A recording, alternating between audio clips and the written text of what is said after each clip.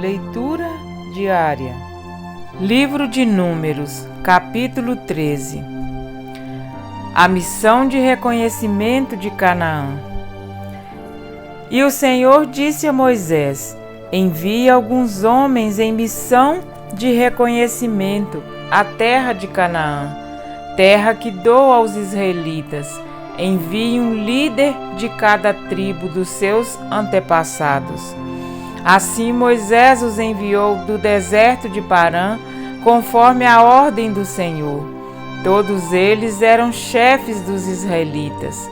São estes os seus nomes: da tribo de Ruben, Samua, filho de Zacur; da tribo de Simeão, Safate, filho de Ori; da tribo de Judá, Calebe, filho de Jefoné; da tribo de Issacar, Igal, filho de José; da tribo de Efraim, Oséias, filho de Num; da tribo de Benjamim, Palti, filho de Rafu; da tribo de Zebulon, Gadiel, filho de Sode; da tribo de José, isto é, da tribo de Manassés, Gadi, filho de Suzi; da tribo de Dan, Amiel, filho de Gemali; da tribo de Azer, Setur, filho de Micael;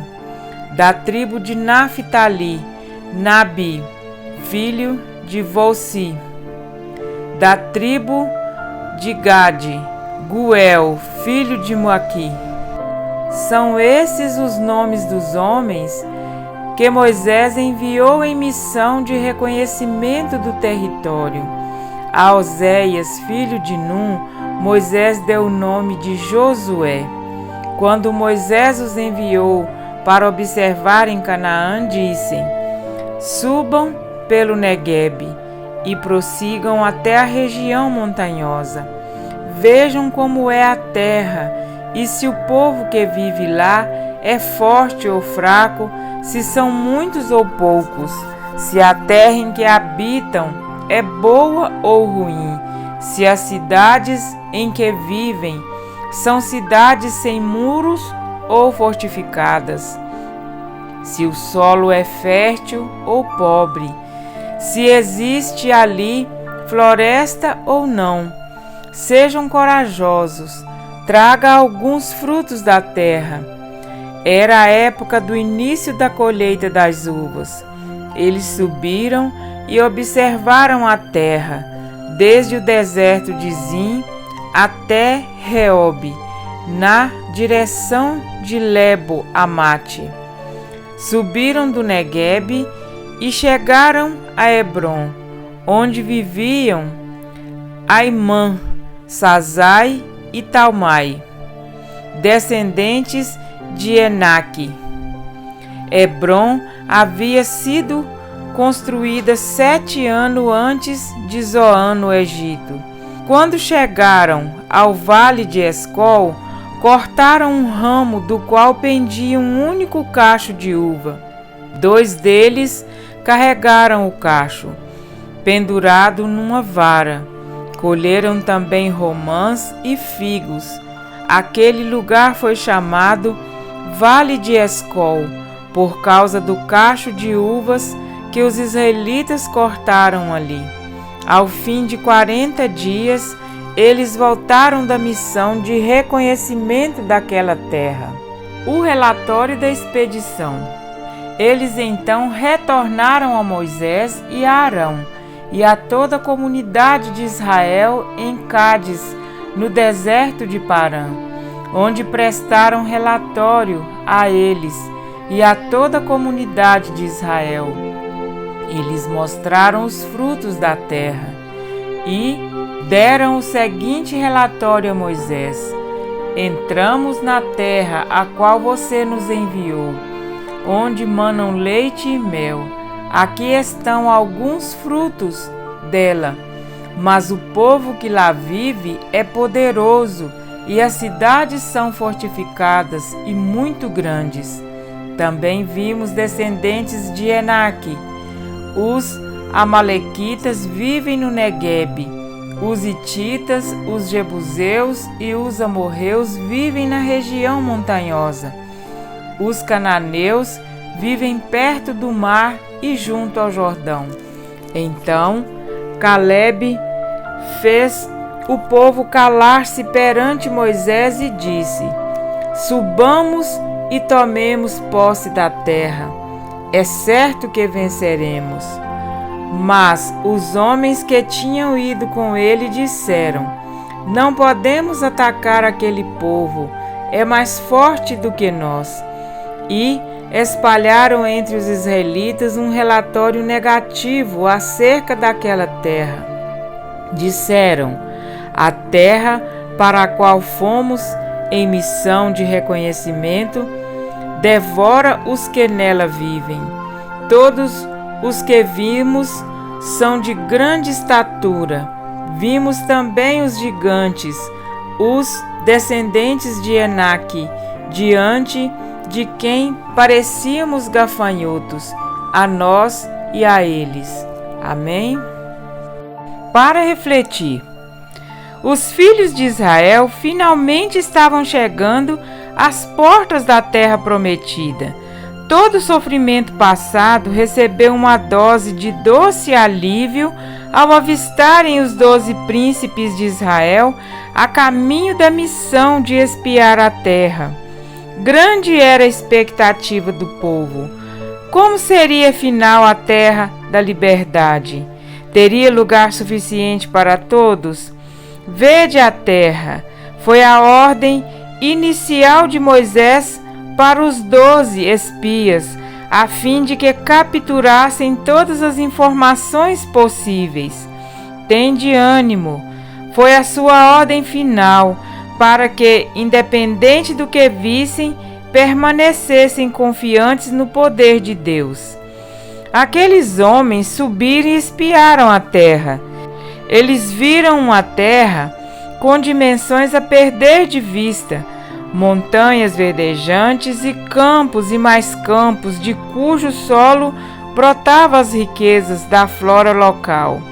Viram também os moradores que exibiam o vigor da saúde e a estatura semelhante à de nossos primeiros pais.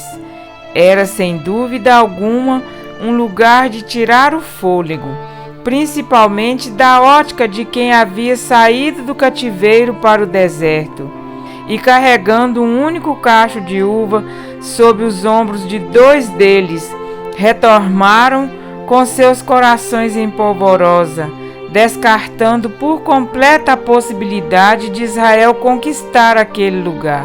2 deles, no entanto, Calebe e Oséias, a quem Moisés chamou de Josué, tendo as manifestações de Deus e seu cuidado constante para com Israel bem fixos na mente, estavam dispostos a enfrentar e contra-argumentar o pessimismo de seus demais companheiros.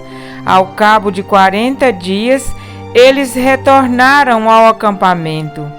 10 dos espias iniciaram seu discurso, a princípio com inegáveis indícios da realidade, de que verdadeiramente era uma terra que manava leite e mel.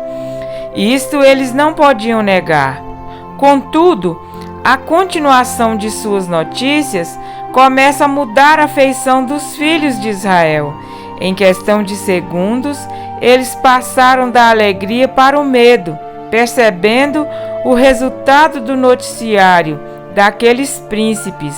Calebe fez calar a todos e a plenos pulmões gritou o brado da vitória: Eia, subamos e possuamos a terra, porque certamente prevaleceremos contra ela. Diante de 10 reclamações e 2 defesas, Moisés estava diante da maior sedição que haveria em Israel, superando até mesmo a idolatria do Sinai. Aquela geração selaria o seu destino final como errantes pelo deserto. Um dia Deus enviou a este mundo seu Filho unigênito. Jesus nasceu, viveu e morreu para que você e eu fôssemos libertos do cativeiro do pecado e para que muito em breve possamos passar do deserto desta vida para o gozo da terra que Ele prometeu nos preparar.